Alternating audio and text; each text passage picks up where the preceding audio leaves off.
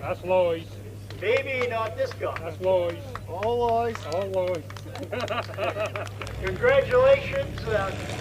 You had a rough race there to get up to the top three, into that top three bracket. You know what I said? Yeah, we didn't have a top three car either. She was skipping, and I realized Paul was outside.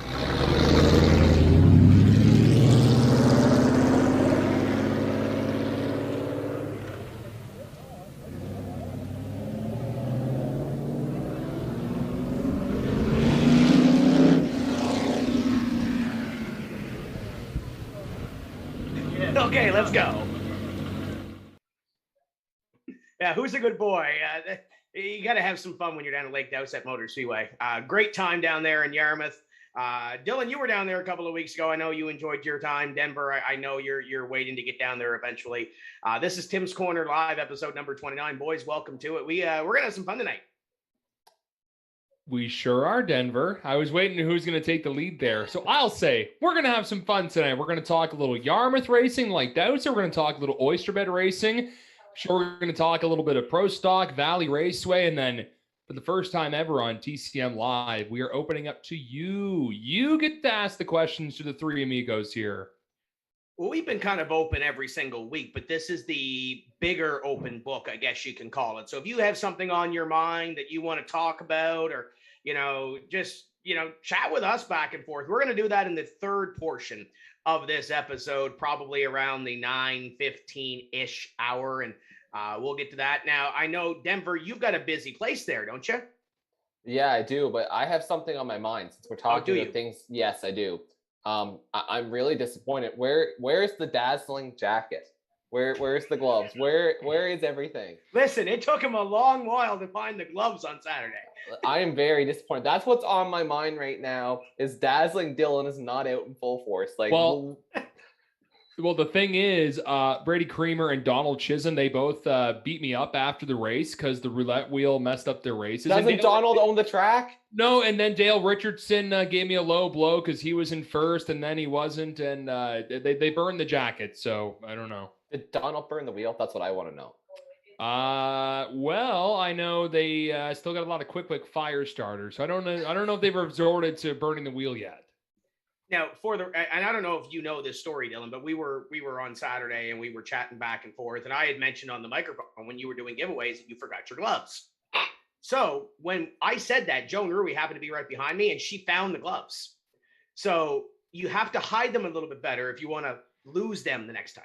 The thing is, they were hanging up. I knew where they were. I just wanted to get out there and give prizes to the fans. I didn't want them to wait anymore of me putting on the glove finger by finger. I wanted to get out there and hand off some stuff before we went sportsman racing. But hey, you know what? It was a lot of fun doing that, getting it talk with fans and the crowd. I mean, that's hasn't really been a thing in Nova Scotia since the pandemic with stricter rules. It was pretty awesome. And yeah, it was hot that day, and that jacket, it made it a sauna.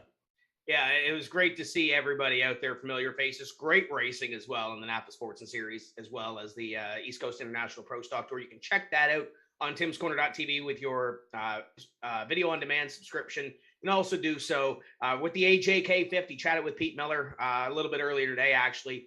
Happy with the way the race has gone. And actually, I think the folks at Speed Sport were watching that in the office today on a Wednesday afternoon, watching some racing from Scotia Speed World. So hats off to them. Thanks for being a part of this deal. And we're glad to be a part of the Speed Sport family. But coming up a little bit later on, as Dylan mentioned, we're going to chat with Jason Morris, driver of the number 76 car. Denver, we're going to talk a little bit later on, I think, in our open mic segment about drivers that are up front potentially when it comes to Tim's Corner Awards, thinking a month or two ahead when we start to put together lists. Jason Morris, 4 wins in his rookie season in that Sportsman division. That Sportsman division, car count wise, has as many cars, if not more than 660 in petty on a weekly basis. I think we have to already look at Jason Morris as a Kings County Performance Rookie of the Year contender. Yeah, it's very rare that you see a rookie win a race, let alone 4. So very impressive, to say the least. And again, I've never been down to Lake Doucette, whatever, Motor Speedway. But, I know what they have built down there, and that sportsman class is phenomenal. Lots of cars and tough competition. So very impressive to see a rookie up front and definitely an early contender for some awards. I'm surprised you didn't get corrected behind you on your pronunciation. There's people packing or something. I don't know what's going on. Okay, they're not interested in racing right now. Just keep them, off to the side and occupied and whatever people else. There's a modified race on my TV right now, but people that allegedly claim to like modified racing aren't watching the modified race. So I know Brandon Campbell's not watching the modified race because he's with us. Hello, Brandon. Tim, you muted me, remember? I can hear you now, so you found the button. I know where the unmute button is. Yeah, good to have you, and I hear your mini stock start, so that's good. Want to say hello to Randy Wood, who's watching as well. Drop us a comment. Let us know you're tuned in. We're live and interactive. Let's have some fun tonight. But Paul, let's get into our first guest, and it's the driver of the number 29. It's episode 29 of Tim's Corner Live. So we are going to bring in the driver of the 29 from Oyster Bed Speedway, and a big winner less than a week ago when it comes to this street stock division, and had to hold off 2 of the best in Nick Chasen and Michael Cormier. It's Jeff Macinnis. Jeff, welcome to the show. Hi, how are you? Thanks for having me. Thanks for taking some time out to join us. I know you've been busy, but you put a lot of work and a lot of effort into this street stock. How good was it and relieving was it to get back to victory lane at your home racetrack? Felt real good. Good to be back. Good to beat probably the best street stock driver in Oyster Bed with Nick Chasen. And when you got Michael Cormier on your right side, you worked to get what you got. So real pleased, real happy. You've been around this sport for so many years, working back from the early days and getting back into the street stock here just a few years ago. And then we have a pandemic that, halts everything on Oyster Bed, and you get back into racing this year. How has the season been as a whole for you leading into Saturday night when you went to victory lane? I had a lot of ups and downs. I've hit 2 heat wins, and then I had 2 bad wrecks that really, really, really messed up the car. And it took a lot out of me and the crew to get it back together. And we didn't get time to work on setup. We had a lot of just get it to the track for my sponsors and all that stuff. And I'm happy with where we're at. I wish we were a little better, but last Saturday night showed we can compete, and we are there. And it culminates into this weekend, the Hillside Chevrolet 100 for the Maritime Street Stock Series. Obviously, Michael Cormier was there last week. He's leading the series. He is the driver to beat when we go racing Saturday night, at least when it comes to that series. But now that you have that win, Does it put any extra pressure on your back? Is there a target there? What are your thoughts going into a race on Saturday night that's 100 laps? I expect Michael to bring his A game. He was there doing some testing, and I know he's probably better than what he was. I know I still have to deal with guys like Nick. Like I said, Nick Chasson is the best street stock driver in that class right now. And you've got Andrew Thompson who can win races. So we still have some big names there, and like it's staying clean and who's got the best equipment for 100 laps. But Michael he'll be a force. And competitive. Every time we talk about the street stock class at Oyster Bed, obviously it's not as big as it was, but what class is as big as it was 10 years ago? The car count kind of ebbs and flows wherever we go in Atlantic Canada. But you want to talk about the competition. How stiff is that competition going to be on Saturday night? Local guys, you mentioned Andrew Thompson and you mentioned Nick Chasson and those guys that are going to be tough, but who do we see, maybe come out of the woodwork that might not have run the full season, that might only run part-time, that's going to challenge you guys for this checkered flag? There's one name, Joel Heckcox, pro stock driver. He's driving the car for John Donahue, the 8. He is fast. They're smart. They know what they're doing. He raced not last week, the week before, and he finished, I believe, 5th. He was coming hard. So he's going to be somebody to reckon with. And I don't know what the deal is with who's coming here from away. I know Michael's coming, and I don't know who else is. Hopefully we can get more. I don't know it's all down to this PEI pass stuff and COVID. And that's just what we're all dealing with everywhere. So hopefully there's a lot of good cars on PEI just sitting there in the garages that bring them on out. Come on, let's party. Let's have some fun. And especially after last year, you mentioned COVID. How tough was it to sit with that racetrack dormant for a year with COVID and the restrictions and the government not really allowing them to run, or at least make to keep the doors open, to get back to the racetrack this year? How fulfilling is that point alone, knowing that track set alone in 2020? Well, I would have been off in 2020 anyways, and 19 after I got hurt in 2018, and I didn't race for the 2 years. And it wasn't until the Amanda Wheatley, Jeff McKinnon car come up for me to buy last fall. But it really hurt this place because you've got Alex Sheehan sitting here. He had some engine issues this year. Colton Ford's had engine issues in the last couple of weeks, and them are 2 big names in Oyster Bed that I don't know if they're coming back this year.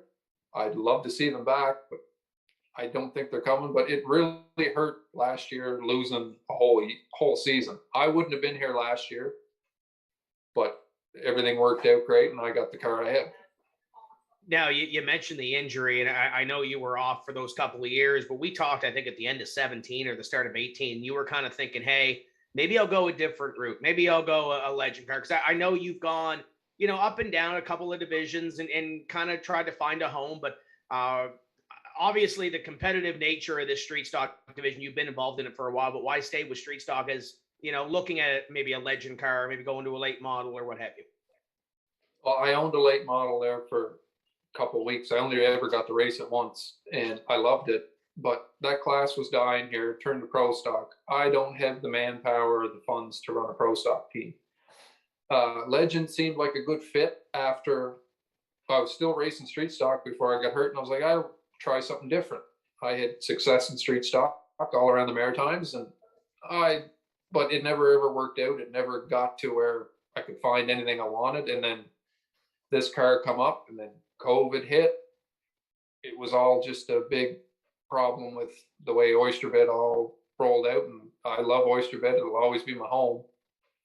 So it just didn't fit in to my schedule, I guess.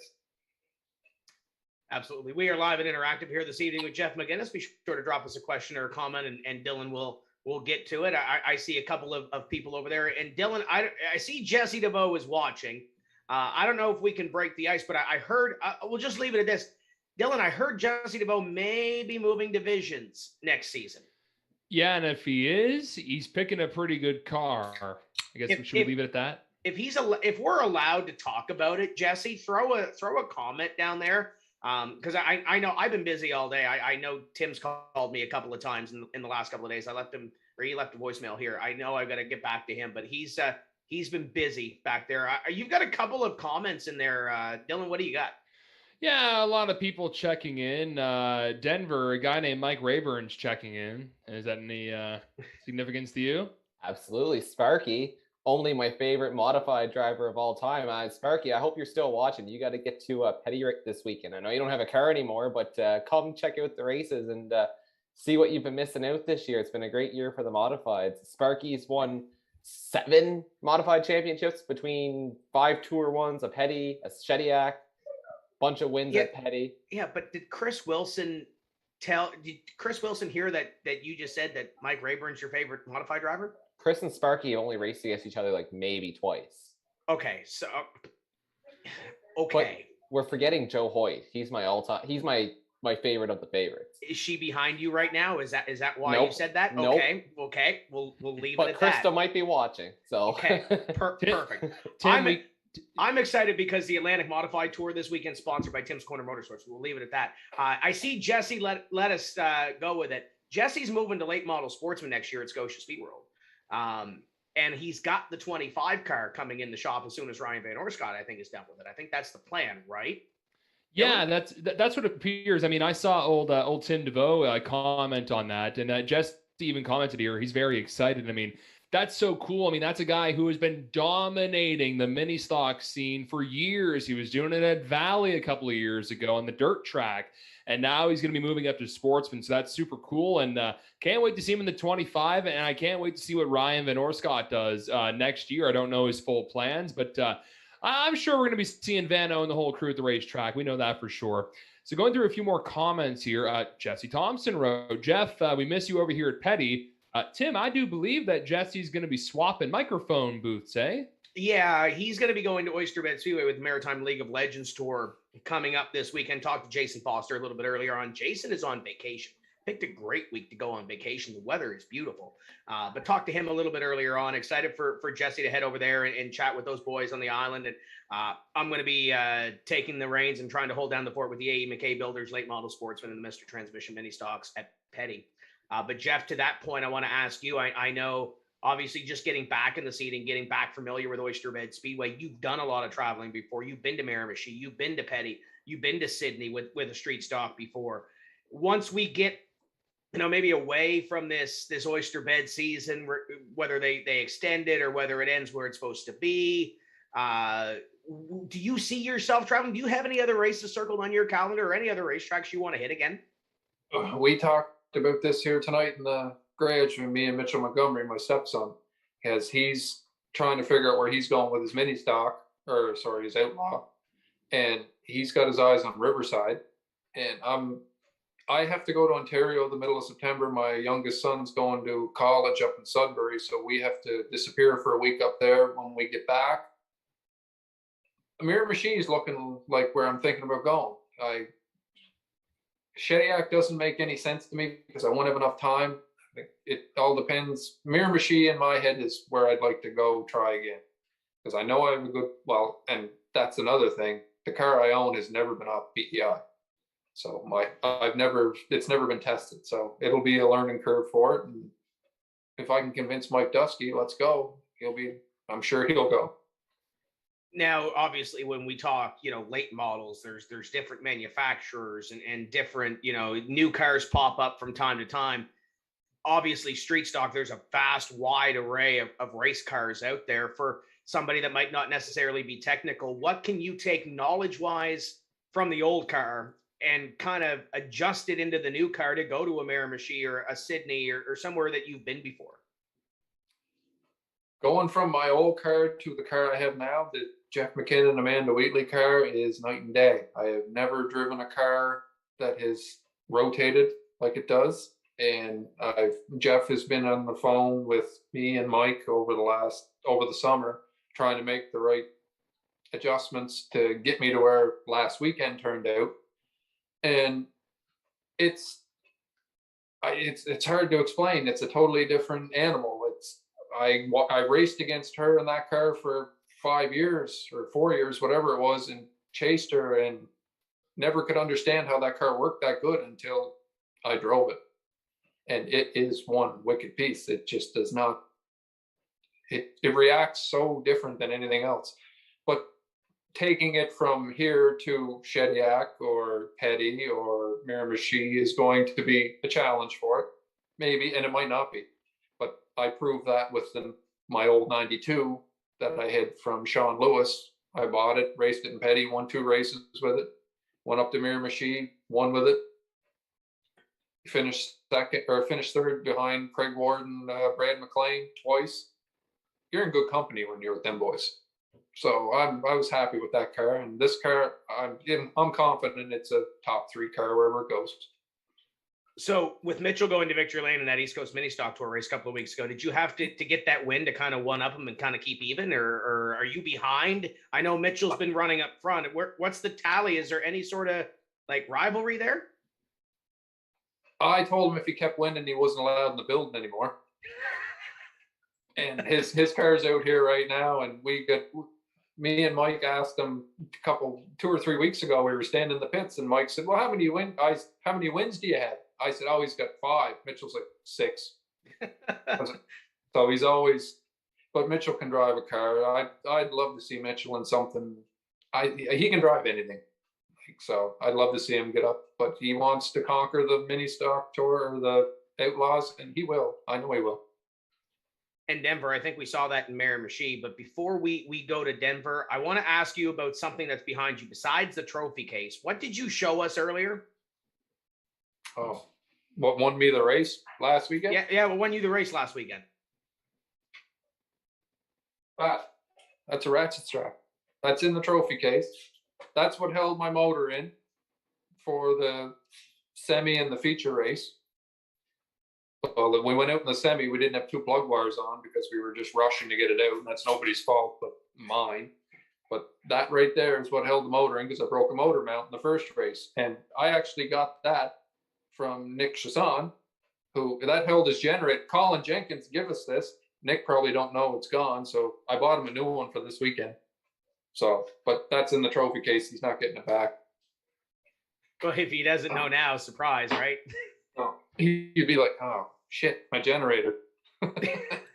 He'll find out at some point. Yeah. Small potatoes, right? Yeah. Denver, what do you got for Jeff Macinnis? Well, to start, Tim, just to go back to your last point about Mitchell Montgomery, I remember the first time he came to Miramichi was last year, and watching him in practice, I had no idea who he was or who was driving the car, but I saw that car flying, and I said, if anyone can beat JR, it would be him, and he ended up finishing second to JR. So definitely a very impressive driver. And by the way, Mitchell says on Facebook he has 8 now. It's not 6. So somebody forgot to count. Continue, Denver. Sorry, Mitchell. But Jeff, with what was I going to say? I'm going to continue. It'll come to you, right? Yeah, I'll get there. So Jeff, I kind of want to ask, you had that time off, getting back behind the wheel of the car, and obviously the car itself is night and day between your old car. But as a driver, after having a couple of years and knocking the rust off, did you find it easy getting back behind the wheel, or did it take some adjustment? No, it was like riding a bike. I get in. I was nervous at first. It was Mike Dusky kept pushing me. You got to go. You got to go. You got to do it. I get in it, and we went out for the first practice because we never got any practice here. We went out the first day. We get into practice and went out. I made 2 laps, and I was just like, all right, let's go. And it was fine. And I had a fast car that night. I would have finished second or third. We got into a little, actually, Nick spun me. We laughed about it, but to me, if I can run with Nick and those fellows after being out for 2.5, 3 years, and I'm right back to where I was in 2018, I'm happy. I want to ask about the feature on Saturday. I know, we talked about the day you had with the car troubles in getting the motor to stay together, but as a whole, I saw some videos. It seemed like a pretty wild race. Take us through the trip to Victory Lane, the feature, and everything that went on during that feature. What really honestly saved me was the semi race when the plug wires weren't on, because we went out in the semi and nobody even thought of putting the plug wires on. So I was at 6 cylinders. I finished at the back. So feature time comes, everything's running right. Let's start at the back again, because I was supposed to start third. So I would have been in the middle of it. I don't know what happened in front of me. there's a video out there where I just managed to get through. I don't know how I got through yet. And once I got through it and we restarted 2 laps in, I said, well, I got something now. And then I ran 23 laps with Nick.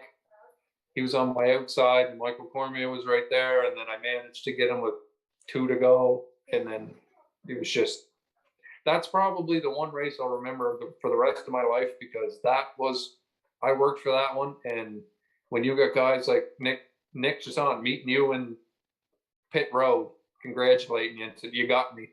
That feels good. You know, you've done something.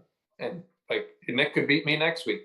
It could be somebody else that deserves another win down there beat me, and I'll always walk up and congratulate you. I've done it with everybody else. So hopefully I'll get one more, maybe this Saturday. We don't know. I don't know. Absolutely. Sure would be nice, but those ones where you have to work definitely are among the sweetest. I want to ask you about points. It's been, like you said, a bit of a up and down year for you getting back behind the wheel, but do you look at the point standings much? Is the championship something on your mind? If not this year, for 2022 or beyond? I am a non-stop points calculator. And if there's one person that gets mad at me, it's Mike Dusky over it, because I will literally be in a race car calculating points going down the backstretch and know who I have to beat from week to week. This year, as of right now, I'm in 4th. To get to 3rd, I've got to beat a good car in Brandon Albert. There's no points this week, so we've only got 1 points night left, and you have to believe he's 7 or 8 ahead of me. So for me to beat him, I'd have to be on my game and him be off his game. And if that happens, it happens. If it don't, it don't. I'm a real big points person. Winning a championship has never mattered to me. It's being consistent and to be honest, and I have a few trophies in there that most dedicated and most sportsmanlike, being respected means a lot to me. So. Absolutely. Tim, I'm going to throw it over to Dylan. Dylan, anything popping up here on social? Yeah, a couple of things here. Well, Jeff, Ty McQuarrie at the track Oyster Bed, he was asking what happened at Oyster Bed on Saturday night. That must include the ratchet strap you had there, pretty much. Yeah, I just broken. We went out for the Iran practice. Car was a rocket.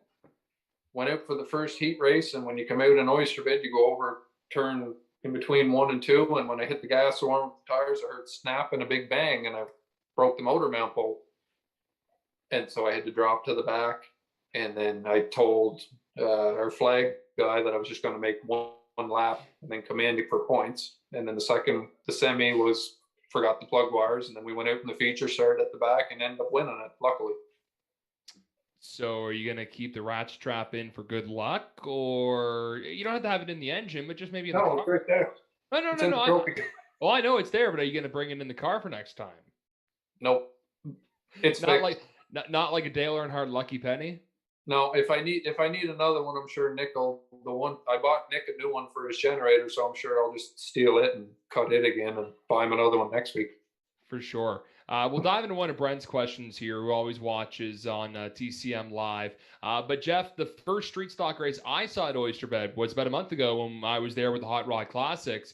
And boy, that feature was quite the demo derby towards the end, including your car mixed in there. How was that race on that Saturday night? I remember one wreck specifically at a turn 2 where it just seemed like the boys were piling into each other. You were there that night, were you? Mm-hmm. I led that race until that happened. That's Oyster Bed. It is what it is, and we fixed it. It was me and Nick and Ricky Myers. We all had a bad wreck there, and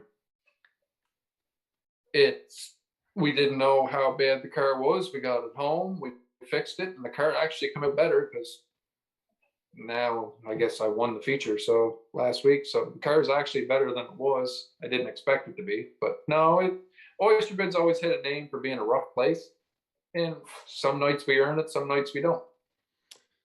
So now going to Brent's question here, and it may be in relation to why you took some time off, but he's wondering what's the worst wreck you've been in? To the night you were there. That same night. That was a bad one. I took 2 big licks and I was sore for about 3 or 4 days. The reason why I was off was because I shattered my collarbone and I was with Kenny Snow on a side-by-side is actually how I broke that in 2018. Oh. And I couldn't, it had nothing race related, nothing like that. It was just a freak accident one night at the campground. But I had to take a couple of years off. I didn't expect to ever get in the car again until Mike kept kind of pushing me, and we ended up with the car we have. And my shoulders held up fine through 2 big wrecks. But the worst 2 thumps I ever had was right in a row that night you were there. Yeah, and then I mean, I just remember that it was almost like you were turned coming out of the turn, and then just connected once and connected twice. So we'll hope that you don't have any bad wrecks like that. And I've got a question now for you, since we're talking about Mitchell, and he wrote in the comments that he's hoping to get to the East Coast mini stock tour race at Riverside for the IWK 250 weekend. If you were given the shot to hop in that number 12 car, would you ride at Riverside? Nope. I won't get in the Honda. They too hard in my ears. Too much work. I thought they ran mufflers over to Oyster Bed. I don't know, Mitchell. I don't know where he's at. Mitchell, do they comment in the comments? Do they run mufflers? They used to. They buzz and they're loud. I wish they'd allow street stocks to go there. I'd be there in a heartbeat. But the only other way for me to get in one was a Legend, and that's why I was thinking Legend, Tim, was that's the only way I'm going to race there.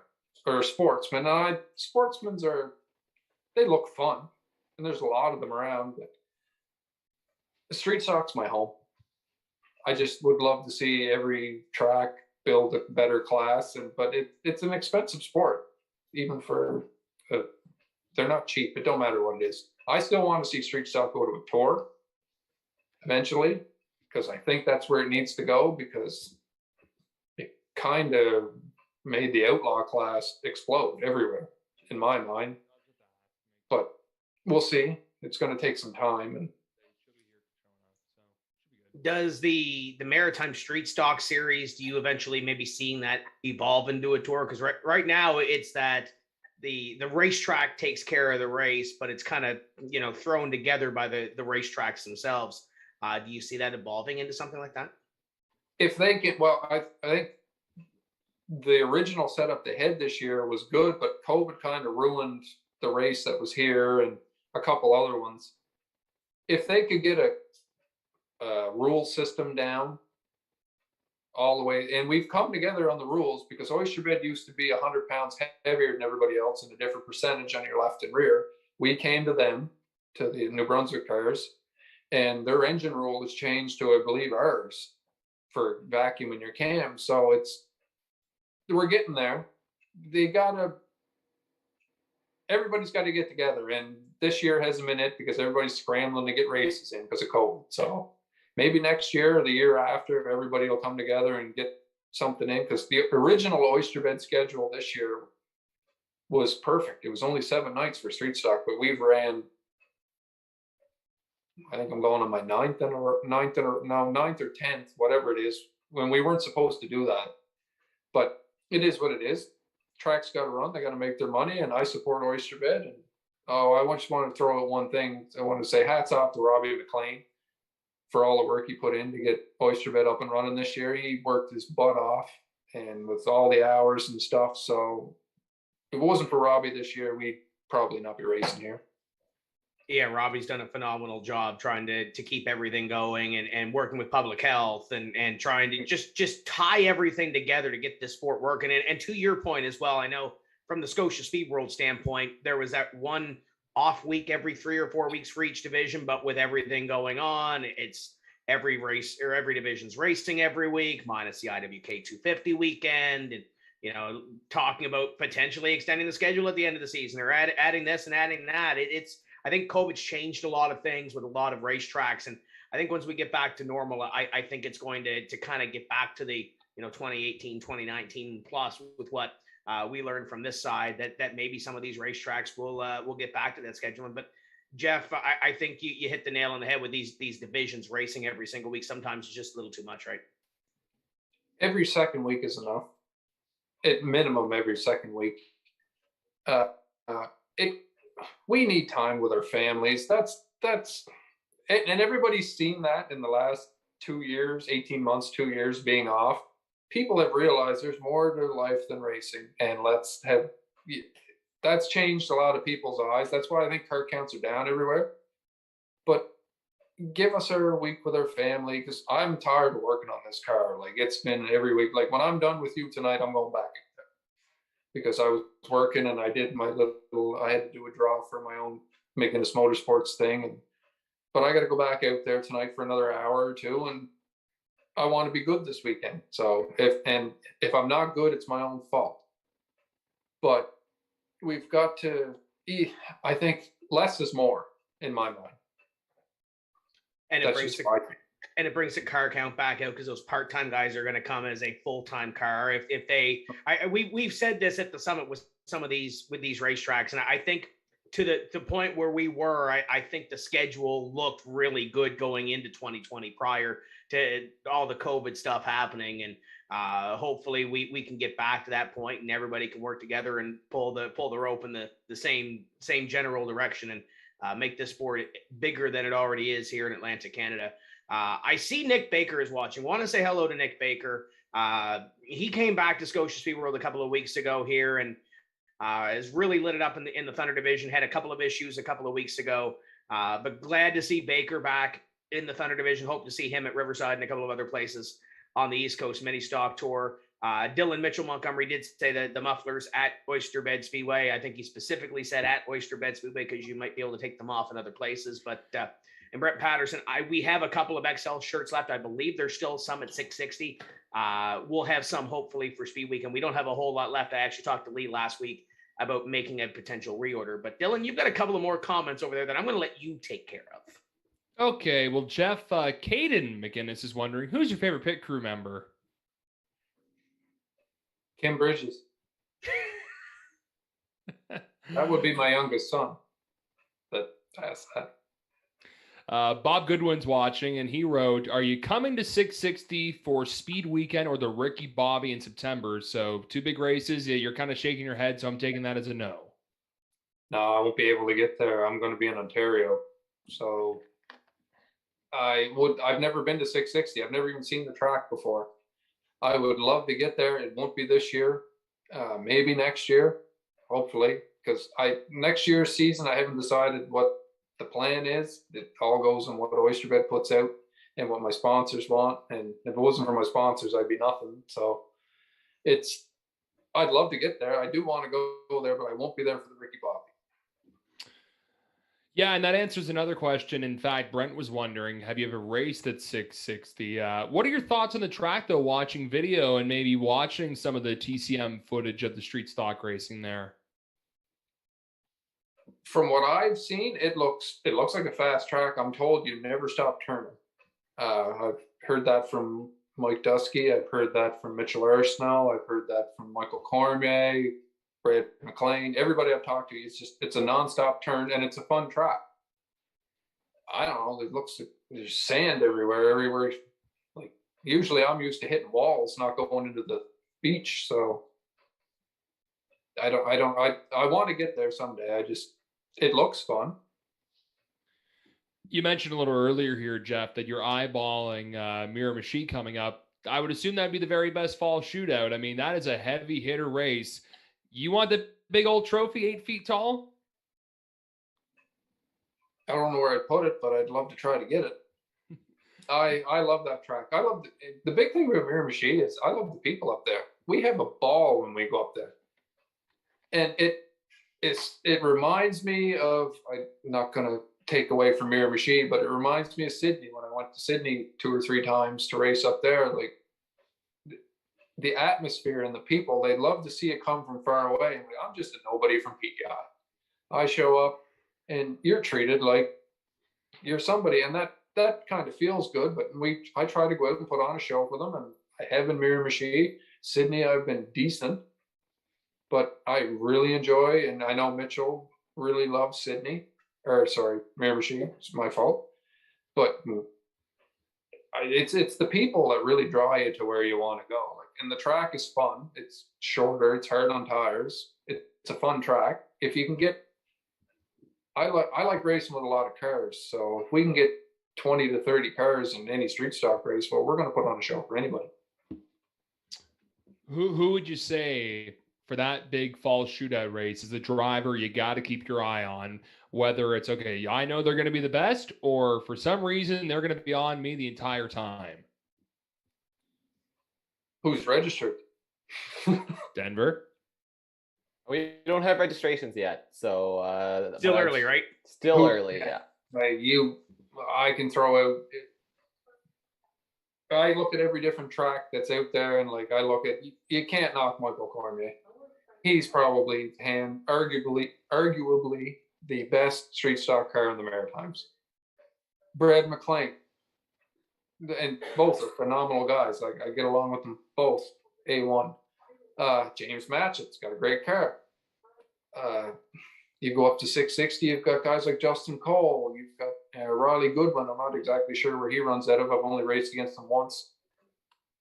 There's a lot of good cars across. Like that's why I would love to see a tour put together, because you're going to get guys that are going to take weekends off from 660 to not race. And what's his name? The 99 Heist, what is it? I don't even know how to pronounce his name. I feel bad.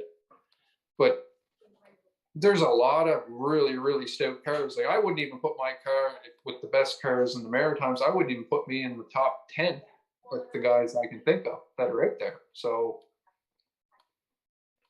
that's why I just love to see us all come together in one place. And but everybody seems to have a different issue with a different track. It's just the way it all works out. It'll always be like that to a certain degree, and it's too bad. But eventually it'll all come together somehow. I don't know when. We'll chuck her back over to you, Tim. Yeah, Ty says the 50 is going to run at Oyster Bed Speedway after the 100 laps. So I don't know if is that Jason going to run that car? Yeah, so it'd be cool to see them in for the 100. But I know there's a couple of races left Labor Day. I talked to Robbie already, Labor Day Monday, and then who knows what happens afterwards and whether there's more racing to come or what have you. We're going to talk about that in our little open mic session a little bit later on. But Jeff, you mentioned sponsors, you mentioned crew. I want to give them an opportunity to get their due. Who makes it happen for this 2019? Kim Bridges. Number one, she makes it happen. Without her, she's the backbone behind everything around here. So she does it all.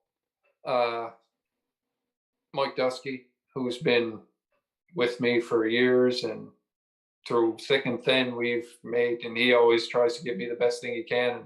He's doing phenomenal in the pro stock this year. So I'm proud of him for what he's doing in that. I got both my kids, Giles and Caden Macinnis. I've had Jeremy Alexander help me. Mitchell Montgomery's out here in this building every night, whether it's not on his car. When I get wrecked, he's welding, he is hacking, and he has been there every night I needed him.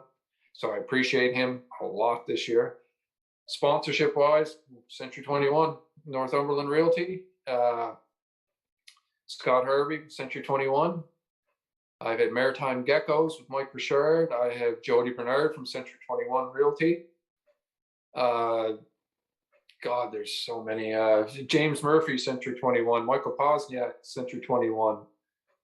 McKay's Automotive and Tirecraft for at work. Shouldn't forget them. Novice Auto Glass in Summerside, and Robert Keel Construction, who's been with me for, God, I don't know, Robert and Krista have been with me now for 4 or 5 years, and they've stuck with me, and I appreciate them more than anything. And I think that's it. Am I wrong, dear? She thinks that's them all. Okay, well, as long as she thinks you're good, I think you're good then, right? She always keeps my back. There you go. Before we let you go, Jeff, give us a sales pitch. Why should people come to the Maritime Street Stock Series, the Hillside Chevrolet 100? You know, Maritime League of Legends, Bandoleros, Twin 20s. It's a full card. Why should they come to Oyster Bed Speedway on Saturday night?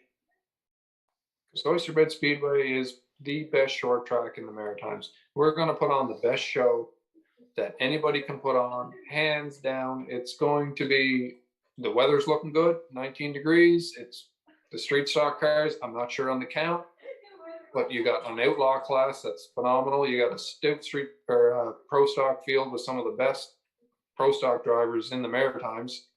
The street stock guys with me, we just want to run. Hopefully, we'll run a clean 100 laps and we beat and bang a little bit. Everybody gets a show, and that's the way it works. It's been a fun evening catching up with you, Jeff. Looking forward to seeing how you do on Saturday night. All the best, and go beat those guys from off island and get another checkered flag.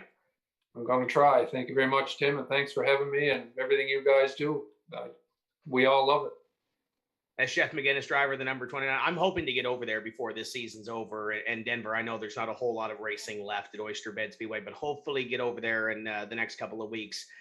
Scotia Speed World, we don't have it up on the website yet, but we will remind you, we race every Friday night at the Speed World. The Tim's Corner TV crew will be back at Scotia Speed World coming up this Friday night to do some racing. In Denver, you got your first taste of, I don't want to say a full Friday night card because we started at 8:45. We had to beat the rain, but what was your first impression of the Car Star Weekly Racing Series? Well, first of all, thank you, Mother Nature, because if it wasn't for Mother Nature, we would not have made it, leaving Fredericton at about 6 o'clock on Friday night. So thank her big time, but it was awesome. I have always looked forward to getting to Scotia Speed World on a Friday night. And obviously it's hard being in the province of New Brunswick and the long haul, work on Friday, school, it just doesn't typically work, but things worked out this weekend. And I guess it wasn't quite a typical Friday night show, Tim. It was the AJK 50, a big sportsman race and a great show. But for the other classes, the Legends, the Bandoleros, the Thunder and Lightning, some great racing. Really impressed with the racing. It was nice and clean, and it was a great show. Yeah, and excited to be back at the Speed World on Friday night, at least the next 2 Friday nights for sure. And then we'll figure out what the schedule holds in September. But you can follow along with all the action on timscorner.tv if you cannot be at the racetrack. And we've seen some phenomenal racing here this season at the Speed World in Halifax. So get out to the racetrack, enjoy some great racing. Speaking of a great sportsman race, our next guest drives car number 76 when it comes to Lake Doucette Motor Speedway. And he's picked up 4 feature wins so far this season in his rookie year, including the Larry Gavel Memorial, the 50-lapper on Sunday. Welcome in Jason Morris to the show. Jason, thanks for joining us tonight. Thanks for having me, Tim. So let's talk about Sunday first. We'll go a little bit backwards. That race, you ran second and third for most of it, picked your way through and kind of bided your time. Lots of cautions at the start. And then Steve McPhee blows a tire with 3 or 4 laps to go. What was going through your mind when you saw that 53 head up the racetrack? I actually kind of thought he was he's kind of letting me go by because he's got nothing to do with the points there, right? But yeah, it's kind of unfortunate for him, and I managed to pick up a win. You guys are used to running 30-lap features down there. So what kind of change as a driver did it take for you to get those extra 20 laps in under your belt? Did you have to prepare any differently for that racetrack? No. 30 laps usually is kind of it's hot, I guess. But the longer the race, the better my car gets. So it was all good. We're live and interactive with Jason Morris tonight. Be sure to drop us a question or a comment. We'll get it to him here this evening. We kind of chatted about it after the race on Sunday. 4 feature victories. You've run V8 stock before, but the sportsman division's a whole different cup of tea. Did you expect all the success that you had when you got back in the race car this year? No, not at all. I didn't. I was pretty unsure of everything and wasn't even sure if I was going to stick with it. Figured I might give it a try, and if I didn't like it, go back to the V8 stock. And so far, so good in this sportsman division, and you're fighting for a championship as well with Kyle Hines back and forth. And you guys traded a little bit of paint on Sunday. Is that points championship in your mind coming down the stretch run here with a few races left to go? It's there, but not really. Like I'm really enjoying myself, just showing up and running hard, being competitive. Really having a great time actually, and if I happen to get it, then that's awesome. But doesn't bother me too much, I guess. Now, this is a family effort. We talk about, J.R. Lawson and Mayor Machine bringing 3 cars to the racetrack, and, the Butcher Boys bringing 2 or 3 cars to the racetrack at a time. But you guys bring, I think the count's up to 4 race cars you guys bring to the racetrack every week at Lake Doucette Motor Speedway. So how important is it to have all that crew and have the family besides you guys getting the race cars ready? It's awesome. Father's been a mechanic his whole life, so he's usually the one that does the work on them. And we got my sisters and the old 8 stock and the 2 modifieds are Sportsman. And yeah, usually he's the one that does the work, but he's been off working lately, so kind of a lot of work, really. And to finish that race, obviously the race on Sunday was a little bit wild to the point where we had some drivers up in front. I know Lloyd broke early, and obviously Steve had his issue, and Sean Pierce broke with 4 laps to go. So it was kind of a revolving door up in front. But besides Kyle Hines, you were joined by another Morris car on the podium. How cool was it to have the family all together at the top of the hill there in turn 1? It was awesome to have him racing finally. First one this year was good to have him there. And trying to get the family together and trying to bring it to the front. Obviously, you're concerned when you're strapped in the race car of your race car, but do you look back and see that other yellow car? Are you concerned with him on the racetrack too as you're picking your way towards the front? I kind of kept wondering whereabouts he was, but more focused on what's going on in front of me, I guess. We are live and interactive here this evening with Jason and Paul. I know you have the B-roll that I still left in the Google Drive for the drive around or the in-car video of Lake Doucette. We're gonna pull that up here in just a bit. But for Jason, for those that have never been to Lake Doucette Motor Speedway, and we're showing it now on the screen, what's the best way to describe a lap around this place?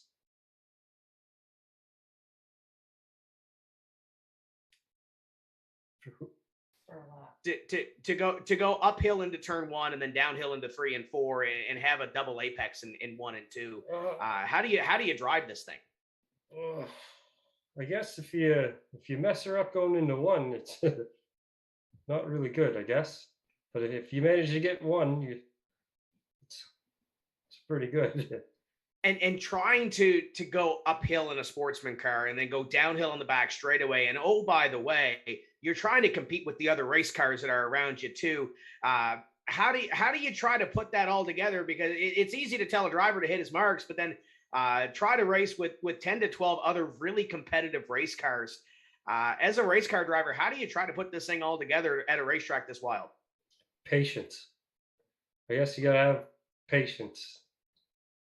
Yeah, I guess, I don't know, I sit back and try and wait for the best time or try and wear them down or whatever I can. But patience, I guess, for me. And I think we saw that on Sunday with the 50 lapper. Dylan, your first experience at Lake Doucette was a couple of weeks ago. What do you have for Jason Morris? I'm just mesmerized watching the video of the onboard and just remembering the ups and downs. Jason, congratulations on another big win. I mean, man, you're killing it this year. And Barb actually just commented here, wrote, "Our mom is the pit crew chief. She makes sure we're buckled up in our windows and they're all up and getting us ready." Got to be pretty cool to make it a family affair at the racetrack, right? It's awesome. Yeah, it's great.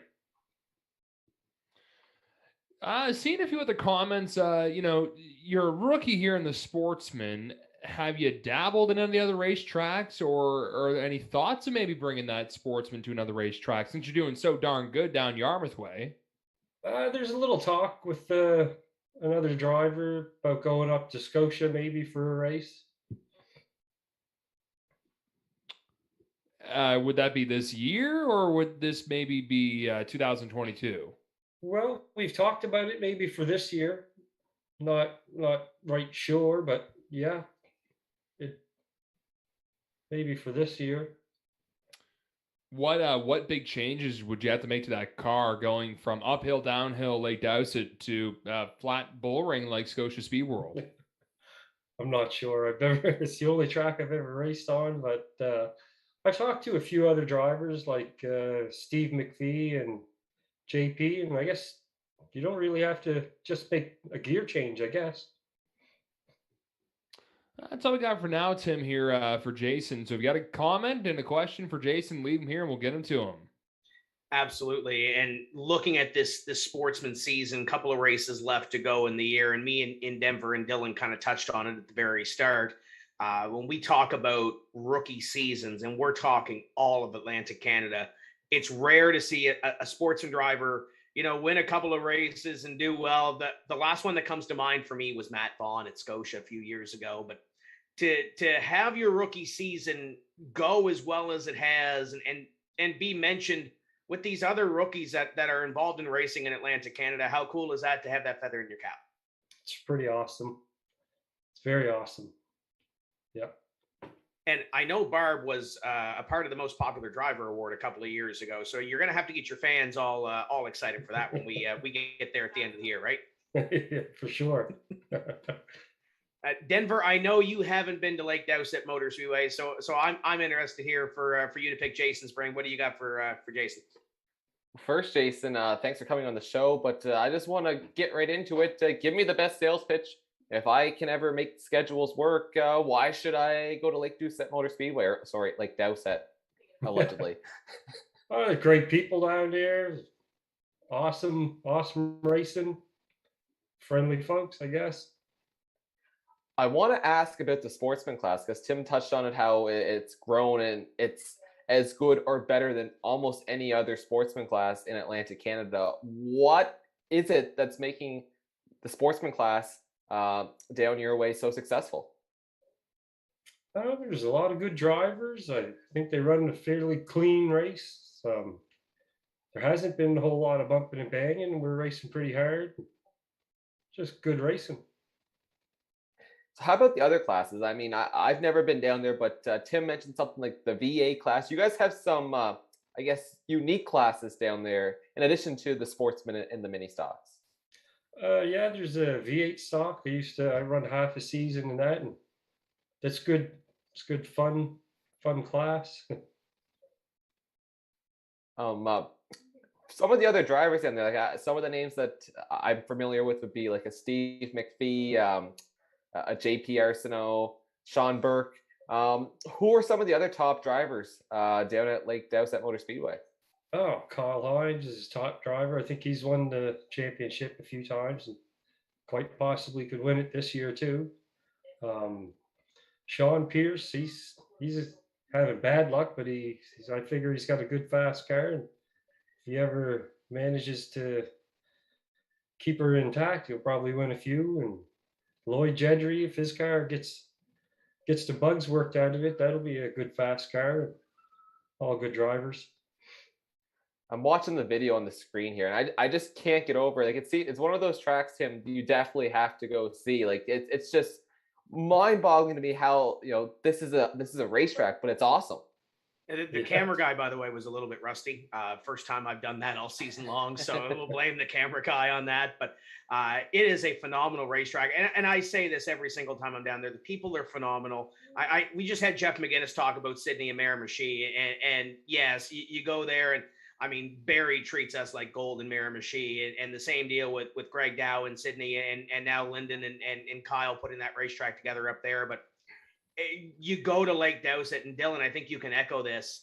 The fans treat their race car drivers like rock stars. I know the first time we went down there for the East Coast Mini Stock Tour, I'm pretty sure they thought Drew McEachern was Jeff Gordon. Little bit of gray hair, a little bit of that platinum hair compared to what Jeff would have. But Dylan, I think you can kind of relate. The people down there are phenomenal. They absolutely love their racing. And I look forward to making the trip every single time. Tim, even some fans got our photos. Yes, they did. Which that does not happen often. But it is super cool. And I'll kind of compare it to a track I'm more familiar with, Valley Raceway. That kind of down home, family friendly entertainment kind of feel. You get that with Lake Doucette. And I will say to anyone, if you get the chance to go down to the French Shore, go Go.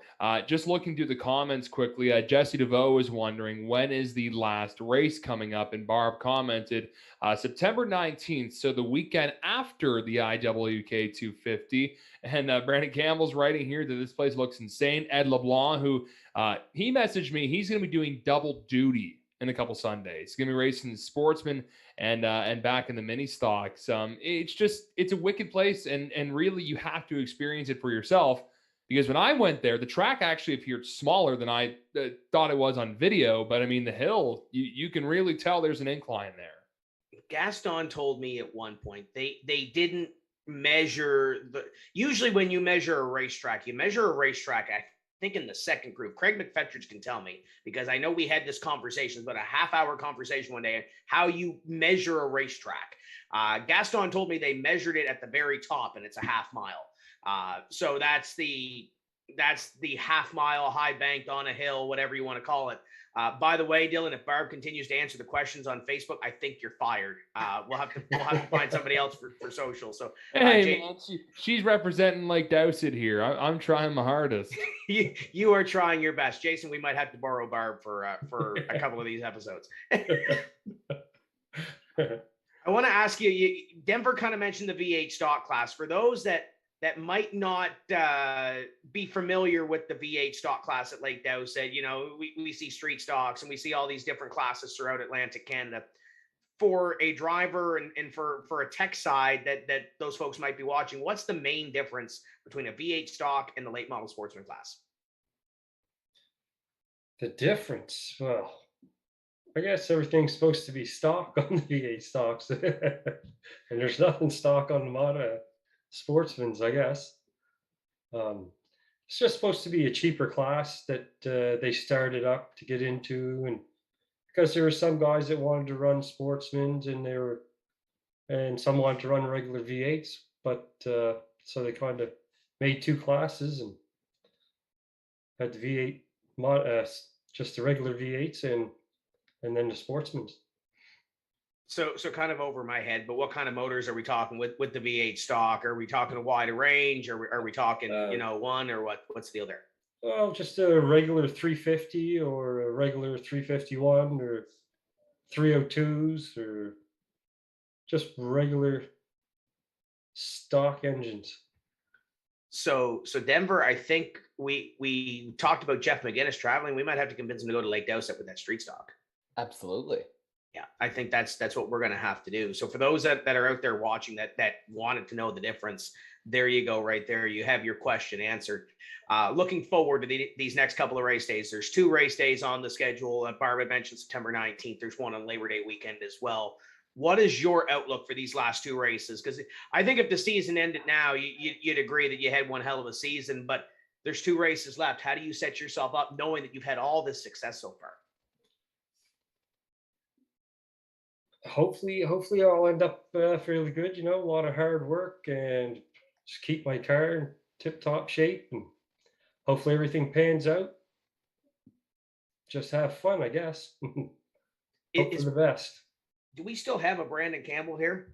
I've been here the whole time, Tim. Well, there you go. Do you have anything for Jason? Because I know you've wanted to get down to Lake Doucette. Do you have anything for Jason? Yeah, actually. So we mentioned that you're a rookie, and obviously your rookie season's going quite a bit better than mine is. But like at the start of the season, what were your expectations? Did you expect to go out there and ever win a race? No, actually, I was just hoping to be able to follow some of the top guys. And the first race, I knew I could follow them. Second race, I passed a couple of them, and the third race, I won it. So I kind of boosted up my confidence for the next race, and it's just been climbing since.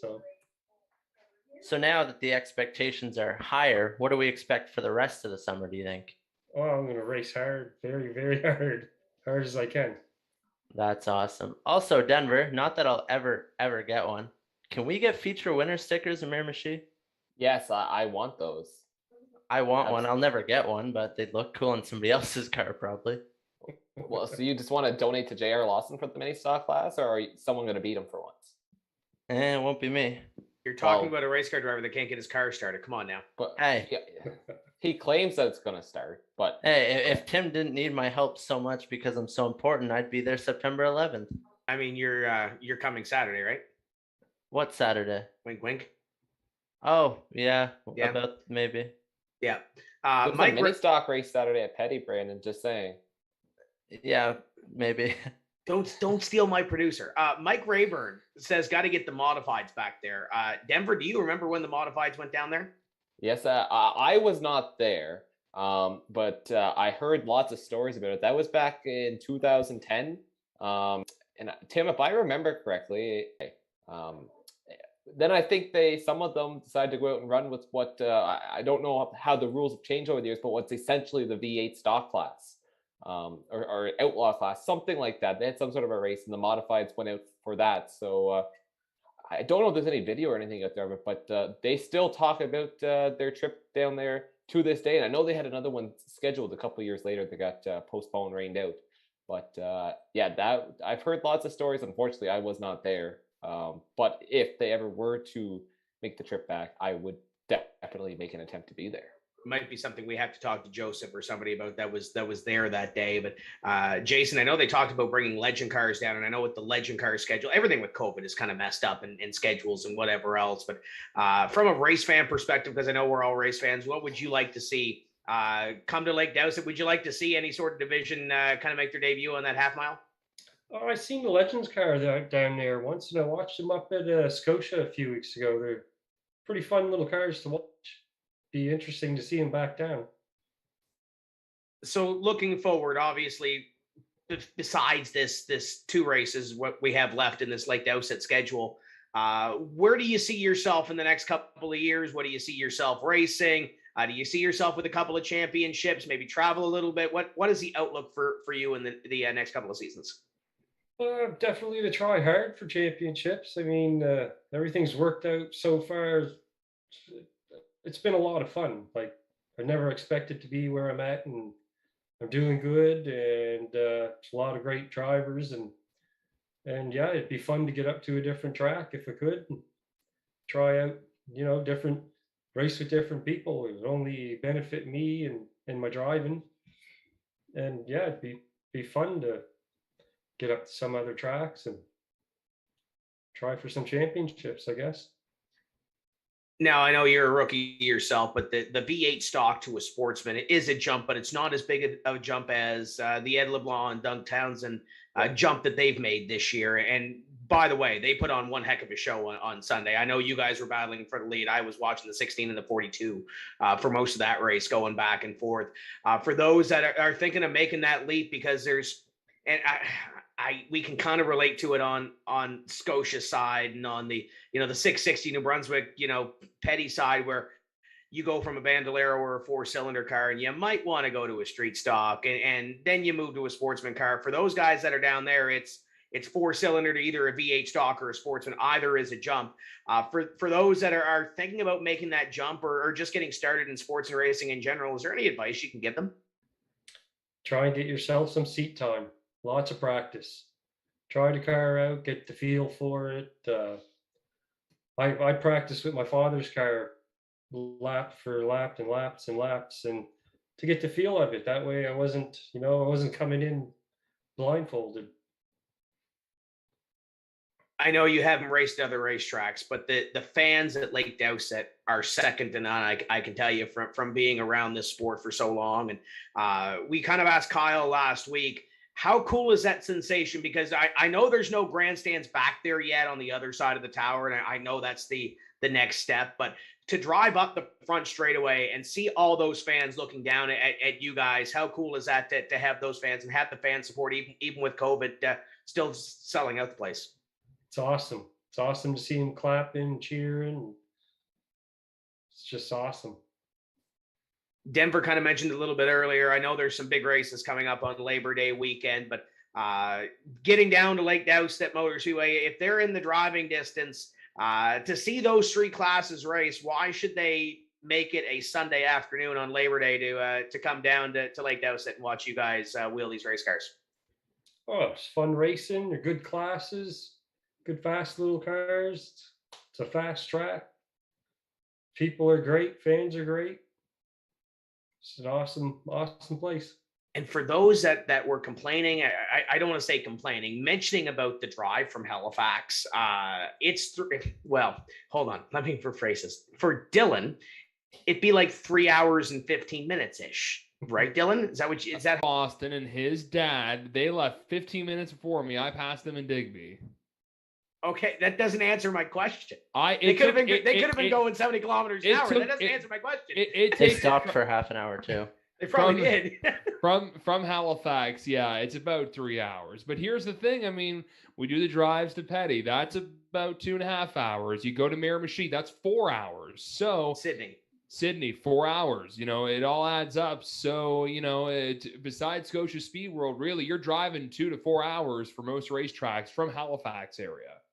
Yeah, I think that's kind of the nail on the head that I want to hit, because Sean Burke showed up in the tower in Halifax last week. By the way, he delivered us Oreo eclairs. I know you guys didn't get any, but it's one of those things that if you're looking to go to a racetrack, see some great racing, and the hospitality be second to none. And I think we kind of had the conversation, Dylan, at Riverside on Saturday, where, you know, you can go to Sydney and enjoy the Highlands and whatever else. But if you've never been to the Yarmouth area, it's a great area to explore. And obviously, Dylan, you've been down there. You've seen the people and you've seen the area. I think it's one of those diamonds in the rough, the destination that people kind of mistake and kind of forget about a little bit when it comes to this whole racing scene.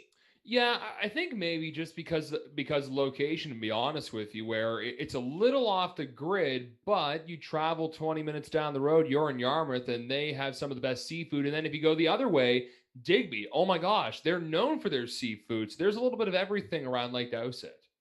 And by the way, we are watching the highlights of that. That right there was the pass for Jason to go to Victory Lane, with Steve kind of having that right front tire go down at the end of the show. Great to see Steve back at the racetrack. I know he's doing a part-time schedule with the boys running on the East Coast Mini Stock Tour. So great to see Steve back at the racetrack. But oh, by the way, Ed LeBlanc says he can make Halifax in 2.5 hours. Yeah. That's unique. I don't know what you need to put on that Honda. Somebody needs to tune that up. Well, you know what? Whenever whoever wins the federal election, if they lower those gas prices, then I'll start going faster. You're driving a Honda. Doesn't matter. The gas prices weren't expensive to Sydney last year, and you're still slow. Yeah, he also didn't know how to order a pizza in Sydney, but we'll go with that anyway. By the way, I know Joe Harry's usually watching. He did a great job on flags on the weekend, and Angie did a great job as well in the tower. Jason, before we let you go, I know there's a big family that helps out. We mentioned it a little bit earlier. Let's give them their due one more time, and the sponsors that are on this race car. Who makes it happen for you to get to the racetrack every week? Oh, Morris Family Racing, PK Racing, Elvis Auto, Elvis Campbell and his brothers for the paint job. Them's the guys that make it go for me. And I know it's a big crew, and it's a great family atmosphere down there. Jason, thanks for joining us.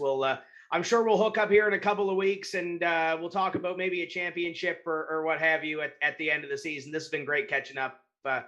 Thanks for joining us tonight. Thanks for having me.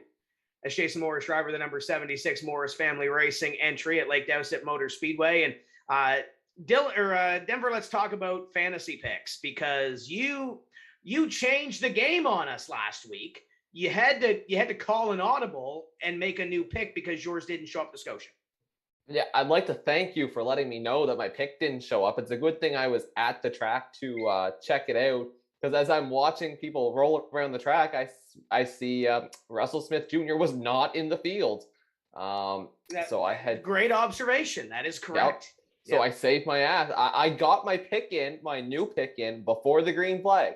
So as far as I'm concerned, that's okay. Russell Smith Jr. was on the entry list. He didn't show up. So for the record, the points that are on the screen, Paul, are incorrect. Maybe I uploaded the wrong points. I probably did that. That was probably me. Let me go back and see. Yeah, I'm not in first. Yeah, I uploaded the wrong points. Congratulations, boys. Those are the wrong points. But anyways, yeah, Dylan is behind the fans. Brandon has 190 points. We uploaded the wrong file. So congratulations to me. Pat ourselves in the back. Yep. But yeah, you slipped a couple of points. So we'll roll with that.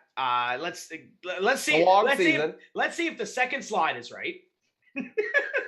Yeah, this is right. We've got two races this week. Because we need somebody to make up points. Dylan. Hey, Brandon. Meredith. Brandon. Brandon is behind. I heard that we may have our friend come back and try to make up a couple of points she lost in the last 2 weeks. So we'll leave it at that. But this is race number 1. This is the Tim's Corner Motorsports 35 for the Atlantic Modified Tour. Huge thank you to Doug Magic and all the crew for having us on Saturday as a part of the East Coast International Pro Stock Tour, Cummins 150, all the blah, blah, blah, all that fun stuff. Great to be a part of the Modified Tour with our brand. But we're going to start with the Atlantic Modified Tour. There are 11 cars entered. By the way, Meredith has Zine Dutcher, late pick. So that's the 55 car. The one full-time car, Denver, that has not won a race so far this season. I kind of like that pick. I mean, Tim, there's been 6 winners in 7 races. Can you find a more competitive series in Atlantic Canada? Maybe, but it's pretty impressive what they have going, the streak they're having. And, if that streak is to continue with a 7th different winner in 8 races, I think Zine Dutcher is definitely a good pick. Jamie Weston might be another guy to score a win if hopefully he has a little bit of luck. But the rest of us are all picking drivers who have wins this year already. Yes, absolutely. So you've got Travis Conroy. Yes, I do. The driver who won the season opener at Petty Raceway. He is undefeated at Petty this year. It's only been 1 race there. Leading the points, has had a lot of strong runs. He had 3 consecutive runner-up finishes. And I mean, you don't finish second every week and not eventually win a race. He had a fast car in Miramichi, but a big field of cars in Miramichi, a really competitive race. And he just kind of got stuck in the wrong line on a late restart and couldn't go up and challenge for the win. But I know Travis loves Petty. He's got a lot of talent. He doesn't want to win the championship on consistency. He wants to win the championship with checkered flags. So 3 races at Petty in the next 4 weeks for the Modified Tour. So Travis Conroy is looking to go on a big run, and it's going to start on Saturday. By the way, Paul, you have a present in the Google Drive because I screwed that one up this evening. Dylan, you have Doug Matchett. Dougie. Yep. Brandon has Braxton Stafford. Yeah, because his first name looks like mine. You just changed 2 letters, so it was a good pick. I mean, he's won the last race. You could have went with that, but that is a very logical pick, I guess. Very, very. You're not beating Chris Wilson on Saturday. It's going to be 10. Look, there's the updated points. Look at that. That was good. So I have a 24-point lead on Denver, by the way. Meredith moved to 3rd. The fans have moved ahead of Dylan Langell. No comment. You want me to be a heel or do you want me to be a good guy? I mean, you got 2 races to figure this out this weekend. Tim, I want to know, why'd you pick Chris Wilson? Because I thought you were going to go with Joe Hoyt. I thought I was going to go with Joe Hoyt. And the way Joe's running this season, it would not surprise me 1 iota to see Joe Hoyt become the second 2-time winner this season. But the way Chris Wilson, when he shows up to the racetrack, and Denver, I'm going to toot your guys' horn a little bit. As it shows up to the racetrack, Chris is well prepared every time he hits the racetrack. He's good at Petty. It's going to be hard to bet against Chris Wilson, though. I think I almost picked Joe Hoyt. Now, if I go with the Brittany mentality, Joe Hoyt's going to win this weekend because I was going to pick the 17 and went flip-flop and went the 2W. So that is that. Let's go with the 3rd slide because we are also picking this weekend winners of the Oxford 250. And we have 3 up here. Brandon was the first one to put in his pick. There's 67 entries on the list. So this is 71 as of 2 hours ago. It increased. So this is 71 paid entries. We'll see who shows up. And there's usually a couple of stragglers that show up as well. Brandon, you got D-Griff. Yeah, the slide's not up for me, so I can't make fun of your guys' picks. I'm still waiting. My internet's slow. You're not on Discord. Who else is feed? here? 10-4. Oh, oops. Who else is here? Who's Denver's pick? Denver, who you went back and forth. Kate Ray was not your pick, right? Absolutely not. Okay. Absolutely not. I hope I don't eat my words on Sunday. I hope she had a good run in the Consi last year, didn't she, to make her way into the 250? Yeah, Well, Ryan Kuhn started on the pole and never made a lap, so we know how that goes. Okay, yeah. It's hard. I sent a list to you guys earlier. There's about 25 names that could easily win this race, and it's such a hard race to pick because it's a they have 2 pit stops. They have 6 tires sitting there for them in the pits. So much strategy. You can have a fast car, but I saw 2 years ago when I was there, Nick Sweet and Alan Tardif looked to be set and sail like unstoppable. But everyone else pitted and they had stayed out at the front. They lost track of it. It's going to cost them the race. So it's a really hard race, really unpredictable. It's probably the best short track race on the planet. But I am going with the driver. He was first in July at the Pro All-Star Series race at Oxford, and he was second to Cassius Clark the last time around. He's won a 250 before. Here in the Maritimes, I'm going to pick the 21 of Joey Dwyron to win the Oxford 250. And for the record, Meredith's pick, correct me if I'm wrong, is Bubba Pollard? Correct. Oh. Okay. His first time at the Oxford 250, Dylan has picked Stephen Nasse. Nasty Stephen Nasse. Give me him. You talk about drivers, if you're not too familiar with the pro stock scene down in the States, usually the names you hear are Bubba Pollard and Stephen Nasse now, which they've kind of got a little rivalry going. So just like me and Denver having a rivalry, I'm picking Stephen Nasse to win the Oxford 250. Why do we have a rivalry? Since when? Hold on. Paul, can you flash the points up there for a second? Things got pretty intense in the Halifax waterfront on Sunday. What kind of rivalry is this? You're 70 points behind him. Listen, we need to team up and we got to get Stephen Nasse and Joey Dwyron to take out Travis Benjamin because that's how we're going to make up points. Yeah, my pick is Travis Benjamin. Won a few of these things. He's been around the block a couple of times. Later on tomorrow, Friday, you'll be able to make your picks on the Facebook page. But if you're on there watching us now, drop us a comment. Let us know who you think is going to win the Oxford 250 or the Tim's Corner Motorsports 35 on the weekend. And wait, hey, hang on, Tim. Is Corey Casagrande racing? No. Well, actually, no, I don't think he is. He's not making it up there this year. But I do have a pick for the 250. Okay. He's won. He's the champ. He's won the New England, Pennsylvania iRacing Shift Marketing and Design Grand National Series Championship twice in a row. Conroy's not racing. No, I'm not talking about the guy that's always like 16 laps back and 87th every week, live on Vandalium TV. No, the champ. He's going for back-to-back ships, boys. John Peters. He's getting attempt at 250. He finished 9th the last time he was at Oxford out of 34 cards. John Peters in the 09 is going to win the race. So hold up, 9th out of 34. So this time there's double, so he's going to finish 18th. According to your probabilities, I'm gonna, you know what? I'm gonna 18th. FedEx him a ratchet strap, and we'll throw that in there somewhere. Maybe that'll help. Taylor Albert says cash money. I like that too. By the way, you're talking to a guy that's trying to do math, Paul, that cannot get his race car started. What does math have to do with that? Maybe he needs a ratchet strap. Maybe it needs a couple more cylinders, or maybe it needs another wiring harness, or maybe did you figure out what it was? Can you tell us what it was, or is that a secret? Yeah, it was brain cells. I was lacking brain cells. I'll do that to begin with. Awesome. This is our open mic segment, folks. We're here for about another half hour or so until we run out of things to say. And with the 3 or 4 of us that are here, I don't know if that's going to be possible. 5 of us, I guess.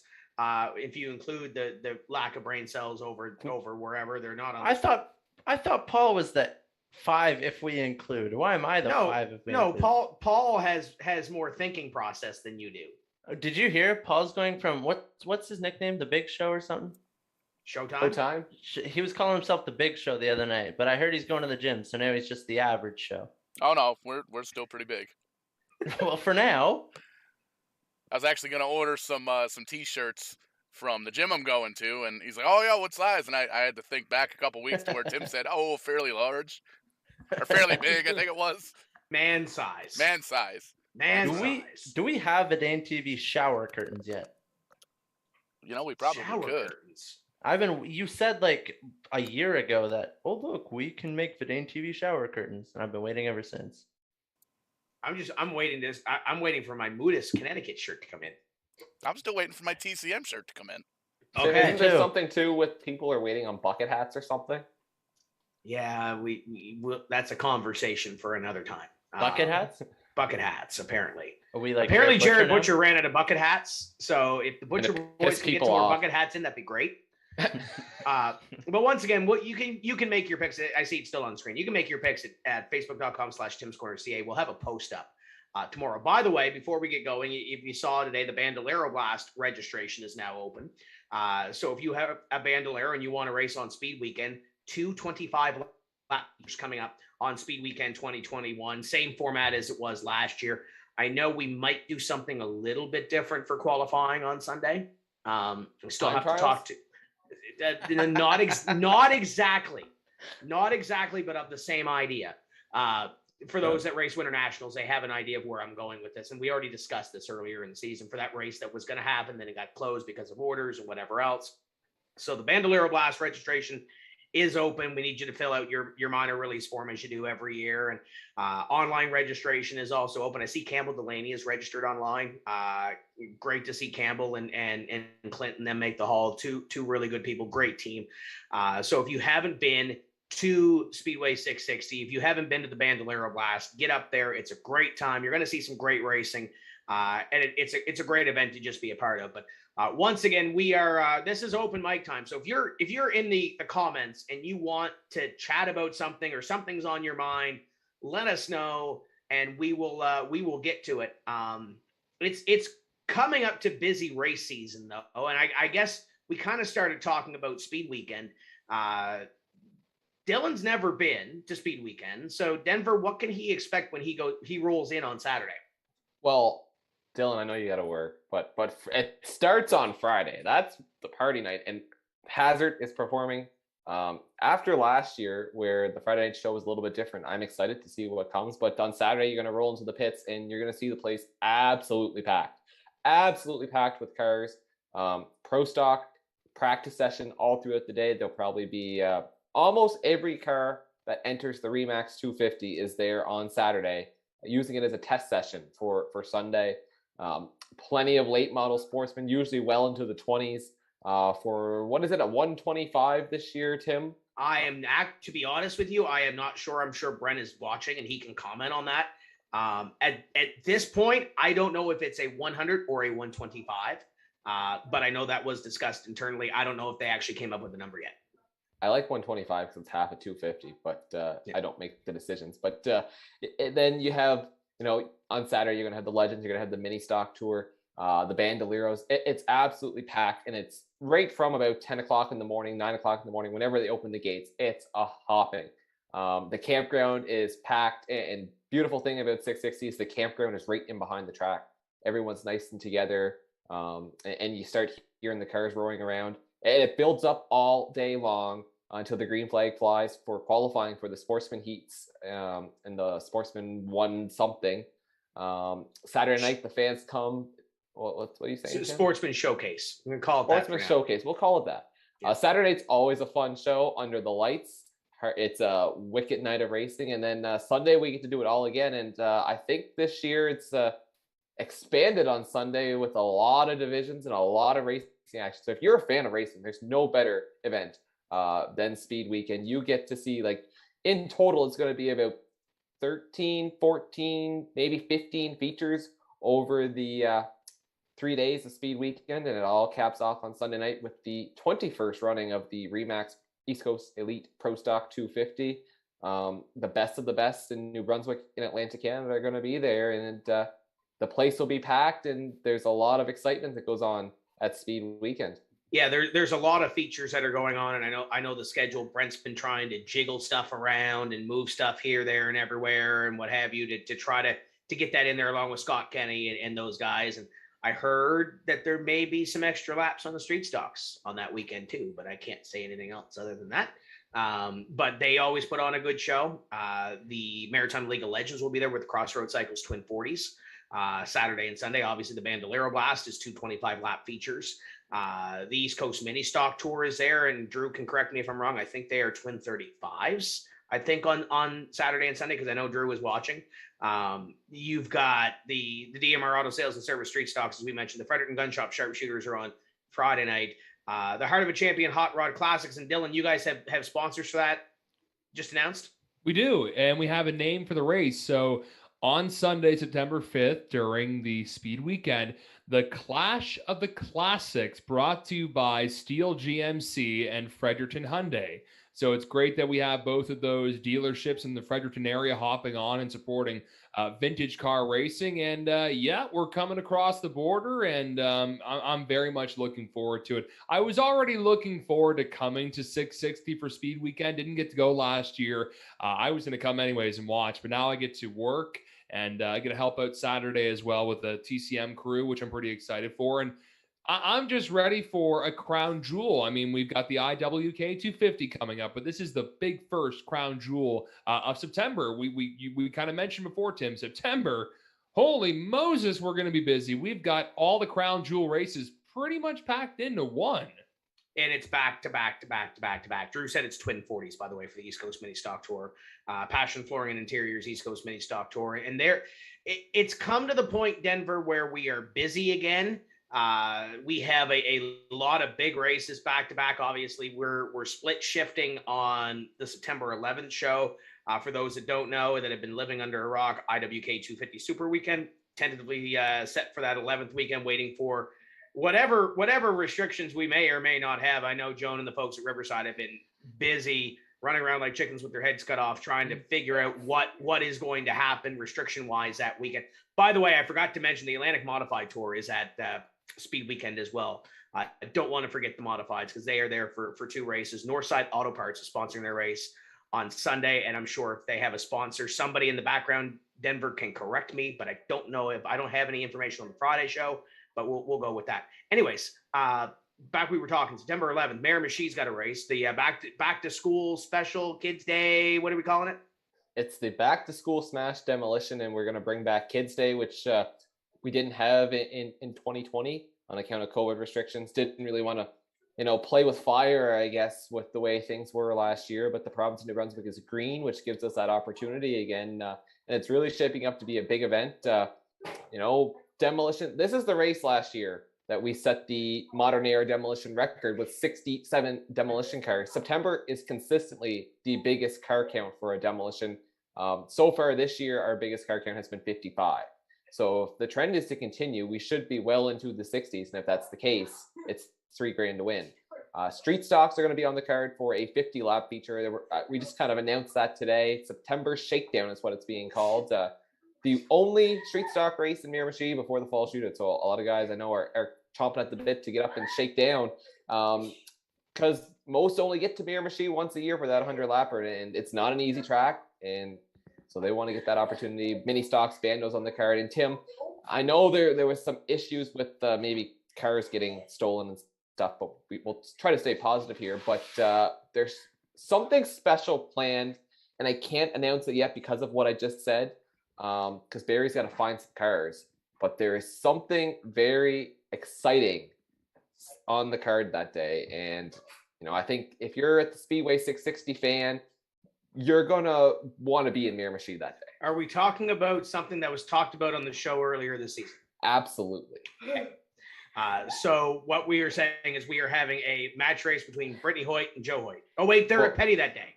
Right now, we're having a match race with Brittany Hoyt and Mary Hay trying to move furniture up the stairs. So yeah, geez, you should go help them or something. Do they need any help? I am sure they do, but I am occupied at the moment. We can switch your camera with Brandon if you absolutely need to. I know what the big news is.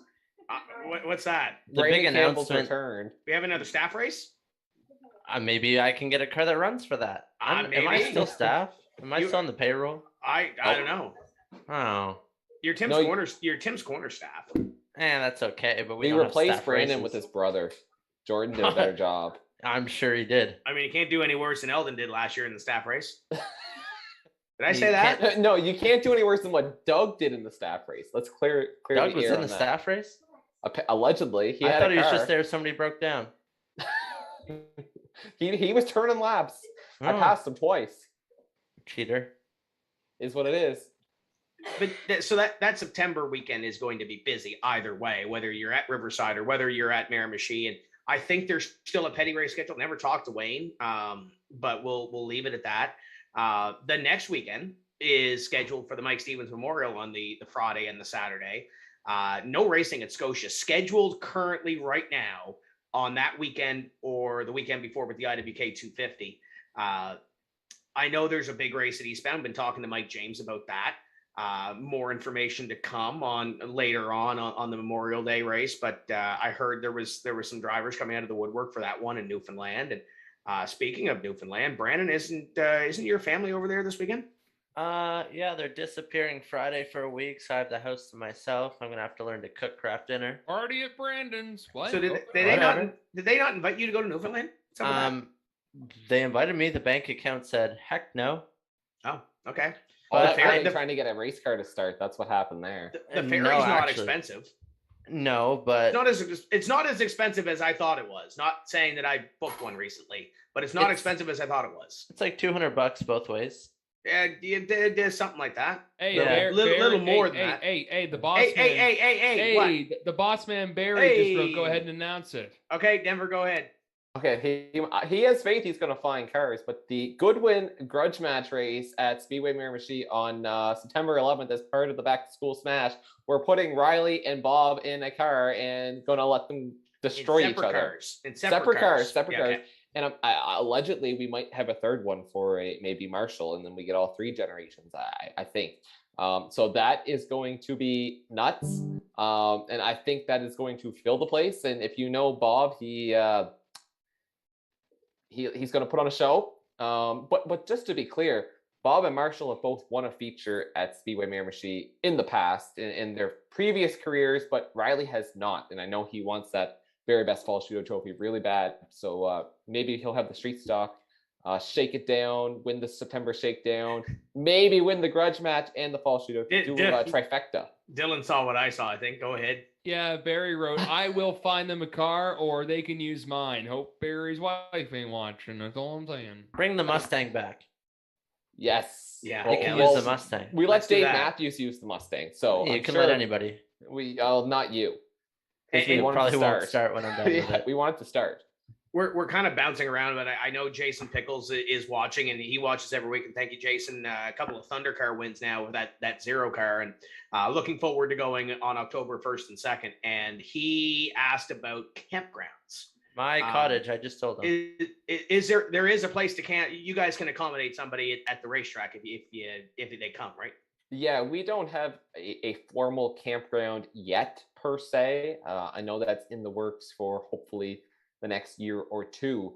But yeah, Barry is accommodating. He'll just reach out to Barry if you want to camp at or around the track. He can make something work. There's also some campgrounds in the city of Miramichi or just outside the city of Miramichi that are very popular and might still be open into October, I imagine. So there's definitely some options out there. But if you're looking at the track, just get in touch with Barry and he can make something work.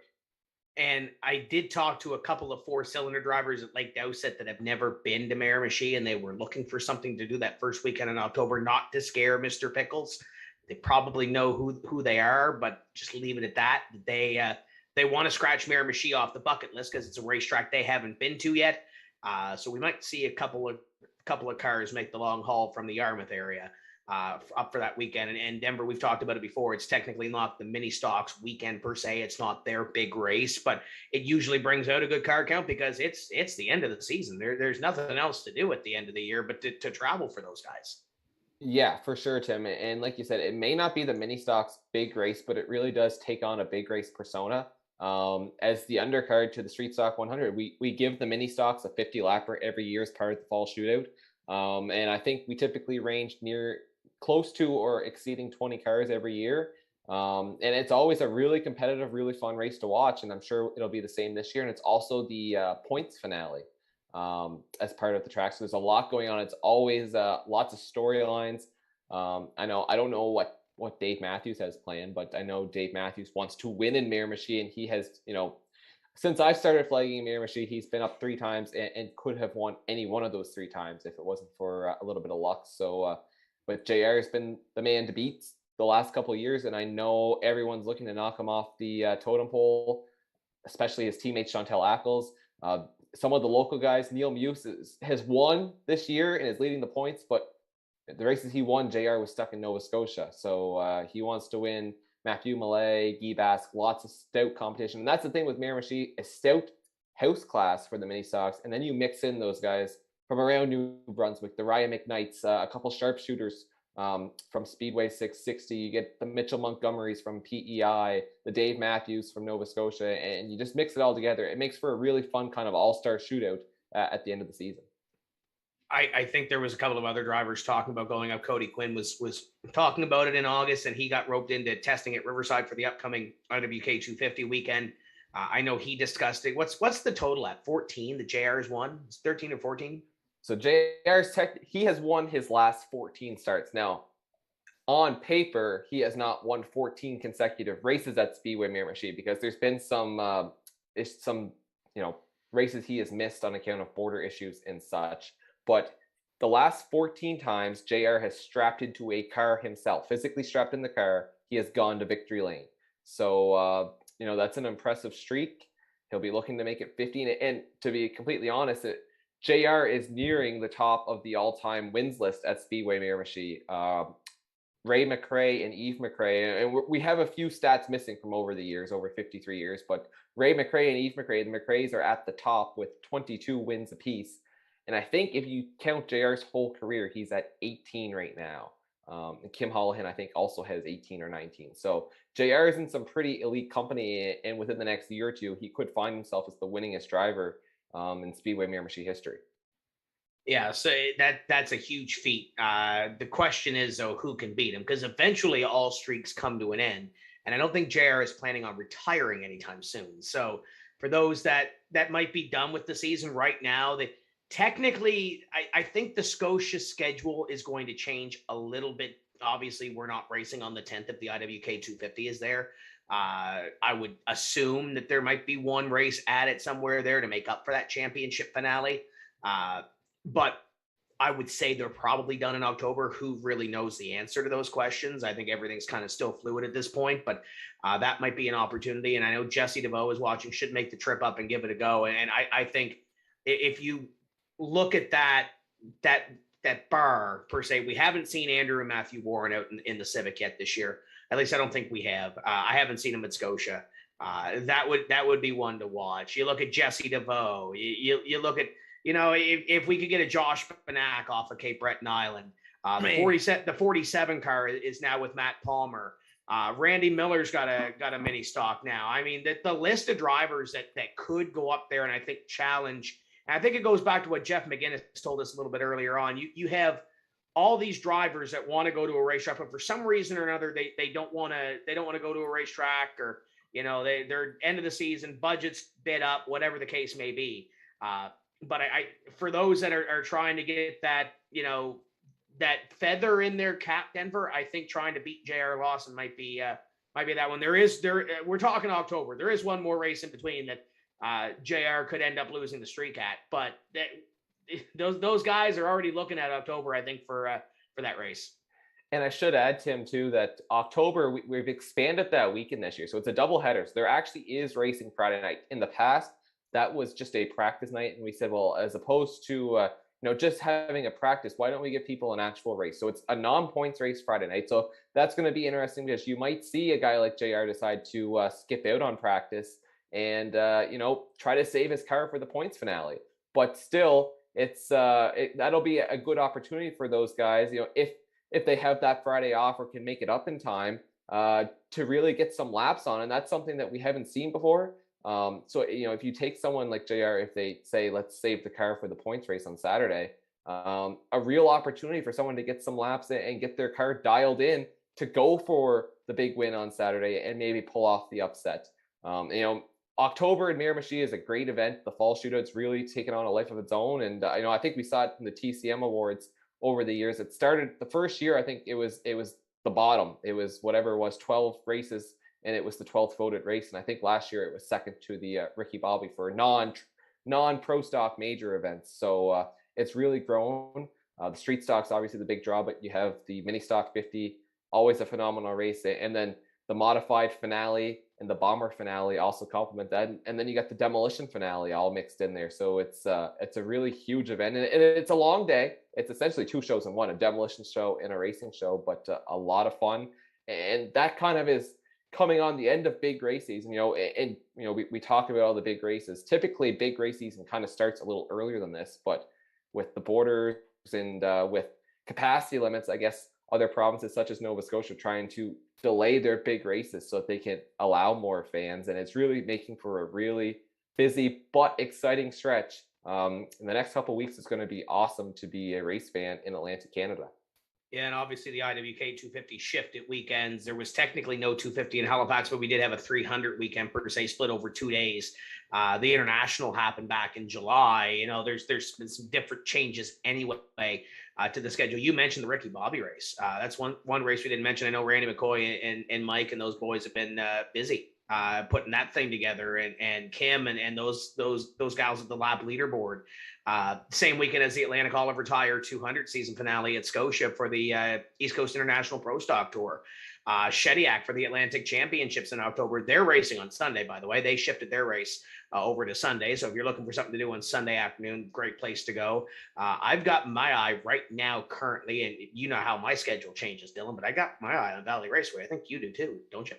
Yeah, I mean, things are starting to develop a little bit. Denver, we've been talking about a lot of Miramichi here. Let's start talking about one of my home tracks right now, okay? Big week for Valley Raceway. We have not had a race since the middle of October in 2019. We didn't get an event in last year because of COVID-19, and we were supposed to kick off the May 2-4 weekend, but the third wave in Nova Scotia kind of disrupted that, and then like with the other racetracks here, it's been tough with the changing of restrictions. This will do this, and you know how it is. And even right now, there's a little uneasiness with the recent announcement about the New Brunswick-Nova Scotia border. But if you're in Nova Scotia this weekend, Valley Raceway has its debut for 2021. Weather looking good. Actually, looks like it's not going to be stinking hot for a change, which is going to be nice. About sunny in 21. If you are looking to get tickets for that, there are still some available. You do have to reach out to the Facebook page, Valley Raceway on Facebook. Peggy will take care of you and get you all lined up. And it's going to be a fun season. Probably 4 to 5 races. Honestly, probably going to be a little loosey-goosey, like a lot of things. We're going to be racing August 29th. Then we're going to be racing September 12th during the IWK 250 weekend. So if Mother Nature lays off, we could be having 3 huge nights of racing. Well, 3 days, I should say, because Valley kicks off around 1 p.m. every afternoon. So then we're going to have the September 12th race. Then we run 2 weeks prior or 2 weeks later. So September 26th, I believe. And then we wrap up in October. So we've got 4 races tentatively on the schedule. It could be expanded. And, I wouldn't mind a little fall racing. It's pretty cool, Tim. You've been there when you get the fall foliage and the fall colors, and doesn't get too dusty when we race into September and October. And I know a lot of guys and girls, a lot of fans who've been waiting for this, a lot of drivers who've been really chomping at the bit to get back at the track. I'll be honest, I don't know what the car count's going to be like this weekend because it's been tough where we didn't race last year. So hopefully this first race, kind of gets the ball rolling where some drivers dig out those 4 cylinders that may have been in storage. Maybe if you're a Lake Doucette driver, or if you got a spare car in the city or anywhere in Nova Scotia, heck, if you're vaccinated, come on down for New Brunswick or PEI and have some fun on the dirt. Denver, you raising your hand. So I kind of threw this at you on Saturday, Dylan. I said, we helped you get a car in Miramichi, so why don't you help me get a car for Riverside? Now, I didn't get a response on that, but would that be something for Valley Raceway that you can find me work some magic and let's get me in a car for Valley? I'm sure we could probably figure something out if you get the money. If Barry sponsors you, like Greg and Peggy, we're going to sponsor me to do the demo race up in May. I'm sure we'd figure out something. It is going to be a wicked time. I expect we'll probably have a lot of 4 cylinders, I imagine. Typically, we have a modified division, which is anything bigger than a V8, and we have a V8 class, a lot of old dirt street stocks mixed in there, and a truck division. But again, I just don't have a full tally or kind of a gist of how many cars we will have. We're going to have racing on Sunday. And like I was mentioning, you got to be kind of careful mentioning the weather in Nova Scotia because they can change pretty quick. But things are looking good for Sunday. So I hope you can be down there, Tim. I think you're going to be maybe do a little play in the dirt on Sunday, hopefully. That's the tentative plan. By the way, kudos to Petty Raceway for moving their start up to 4:00. I'm a huge fan. I don't want to speak for all of us. I'm a huge fan of 4:00 starts, especially. And I mentioned this earlier. Me and Rye Chapman had the conversation on Facebook about if you're a touring series and you're coming from 4 hours away to go to a racetrack or 3 hours away to go to a racetrack. If you're starting at 6 and you pack 4 divisions in behind, it's a long night, and those guys either have to go to a hotel or pull over on a truck stop and have a sleep or what have you to get back home. You start the show at 4, and with Petty, kudos again to Petty for only having 3 support classes this weekend. I know there's a 75-lap sportsman race. I know there's a 35-lap mod race. I think the mini stocks are 30 or 40. But kudos to them for not packing that card. So we have a 3-hour show or a 3.5-hour show, and we're on the road. It's a perfect length for race fans. It's a perfect length for the race teams. The race teams get what they need to out of it. The fans get what they need to out of it. Everybody, I think, is happy. I'm looking forward to going to Petty Raceway anyway. I'm really looking forward to the race card that we have on Saturday because you're going to see the East Coast International Pro Stock Tour. You're going to see the Atlantic Modified Tour. You're going to see the AE McKay Builders late models. You're going to see the Mr. Transmission mini stocks. It's not a 7-division card, and it's not going to take 7 hours to get through the show. So kudos to Wayne and Ellen, and kudos to the staff at Petty Raceway for making that happen. And end of rant. But 4:00 starts are great. So I'm hoping to get out of there early enough with the TV crew that we have to go down the road and, maybe spend some time in the pits afterwards and say hi to everybody, whatever. Get down the road, get a couple of hours sleep, and then head to Valley Raceway for a 1:00 start. Rob Bonus agrees with me. Hey Tim. Yep. This will be my first time at Petty since the day. Oh, so now you're coming to Petty. I'm still kind of hesitant because last time I went, everything went downhill. I'd like to get home after. Can it go downhill and like if it starts straight, can it go downhill? I thought it was gonna go well last time and it didn't, so we'll see how this time goes. We've got about 5 minutes left. Scott wants to know, and we'll pass the buck along here. By the way, Aiden McDonald says hi. Looking forward, hopefully, to seeing Aiden at Speedway 660 for the Bando Blast. It was great to have him and his family there last year, a part of that show. Scott wants to know your thoughts on the East Coast International Pro Stock Tour champion Butcher or Slonwhite. As the announcer for the series, I want to see a very close race, and I'm gonna be that guy and not pick one, but. Butcher's looking for the 3rd championship. Slonwhite's looking for the 1st. They're both coming in on a head of steam, lots of momentum. I honestly don't care who wins between the both of them because they will both make great representatives of East Coast International and of our series. So that's I not saying I don't care who wins, but whoever wins is gonna earn it and deserve it. Boys, your thoughts? Slonwhite. Okay.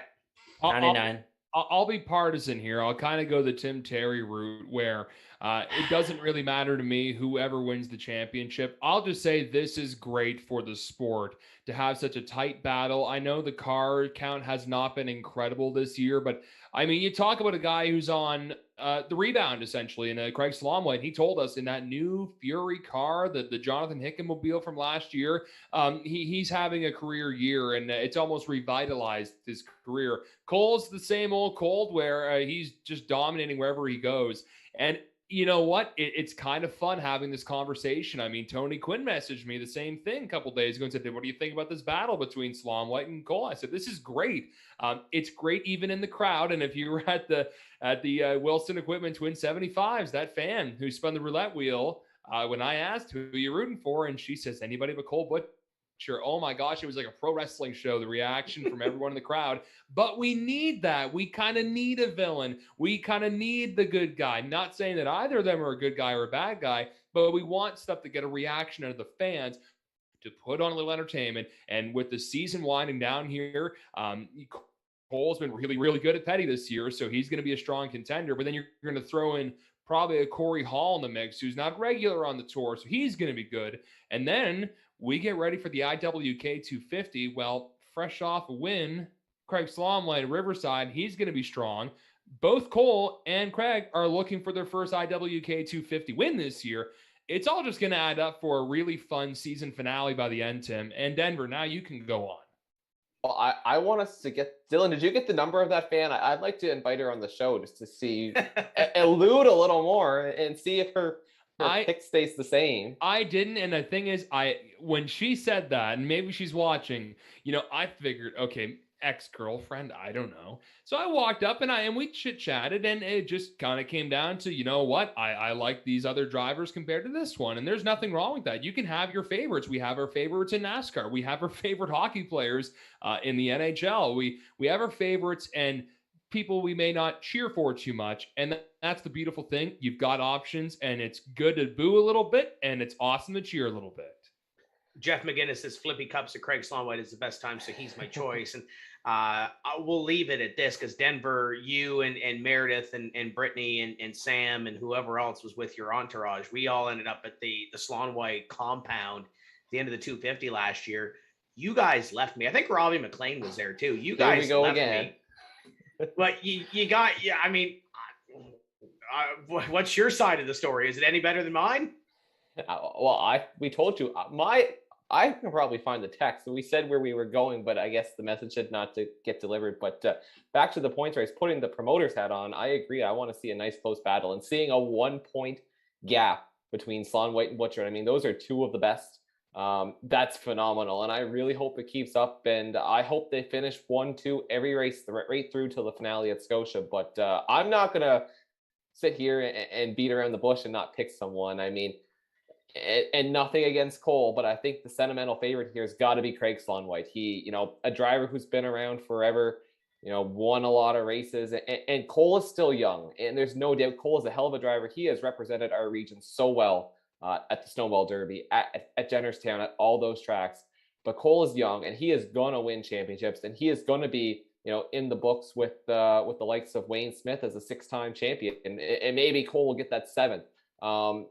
But Craig Slomley doesn't, no offense, but Craig's not as young, and the opportunity to win the championship might not come again for Craig, and I'm sure it will the way he's running. But, championship runs often are few and far in between, and to have a dream season like this, to be on the podium every race he started, back-to-back wins. I'd love to see Craig Slomley to win the championship, and I also personally, I'm a fan of fresh blood. I like seeing new champions, and so I would love to see Craig get his first, and if Cole wins, it's also great for the tour. Like from a fan, the fans aren't going to lose either way. The tour, the sponsors, no one's going to lose either way because they're both going to be great representatives and great champions. But I'd love to see the 99 car win a championship because that might, at least one 99 car could win a championship. Don't worry about it. I'll win one day. I know you're talking about.